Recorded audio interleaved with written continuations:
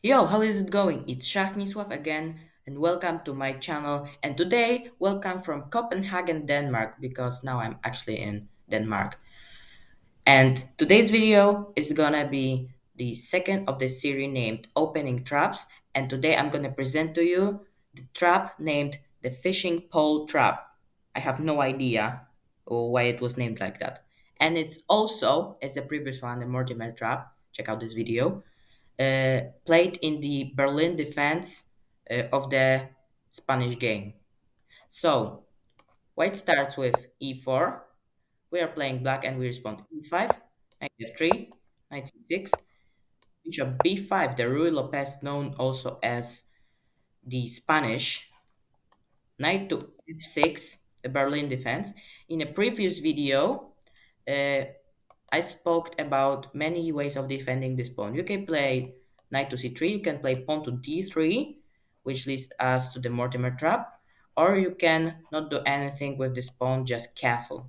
And today we'll focus on the variation when it is castling, because now we set up the trap rather than taking this pawn by playing knight to g4.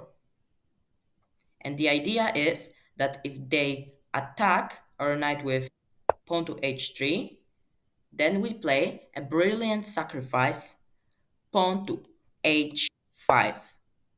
And the idea of sacrificing the knight on g4 is that we open up the h file to attack the king with mate, because the h file is very, very close to the white king. So if they take, we take back. This knight is under attack. Actually, best for white is now to just give this knight back, like play c3, preparing d4, take, queen h4, threatening mate, queen h3, great queens. I mean, black is much, much, much better in this position, but white is not losing. White is not losing like straight away. But if they just observe that their knight is under attack, and they will place the knight on e1 because it's the only square that the knight can go on, then we play queen to h4.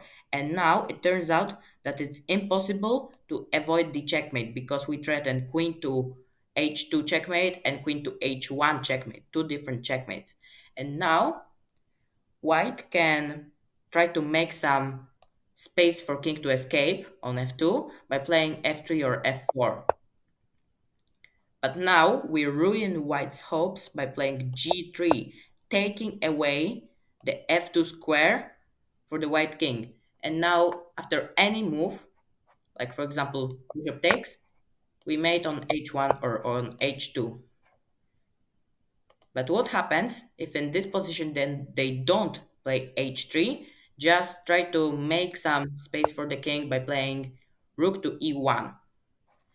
Now we play bishop c5, targeting the weak f2 pawn. And now the best move is actually to move the rook back on f1. I mean, it's losing two tempos, but it's not losing the entire game. But if they play d4, we take, and rather than taking with the knight or with the bishop, we play again queen to h4, threatening this and this. And of course, knight needs to go back to defend the h2 square. And now we give a checkmate in three moves. Queen takes f2 check, the first move. King h1, the only move. And now we have the brilliant sacrifice of the queen by queen to g1 check. And the idea of this move is that you cannot take back with the king because it's protected by the bishop. So need to take this queen either with a knight or with the rook. And if you take with the rook, knight f2 is mate. And if you take with the knight, same. Knight f2 is mate. And it's even worse looking for white because like almost all of the white pieces are on the first rank. And it just looks terrible because Black sacrifice the queen, strong attack. And that mate is actually named a smothered mate because the smothered mate is happening when the king has no place to escape because it's surrounded by its own pieces.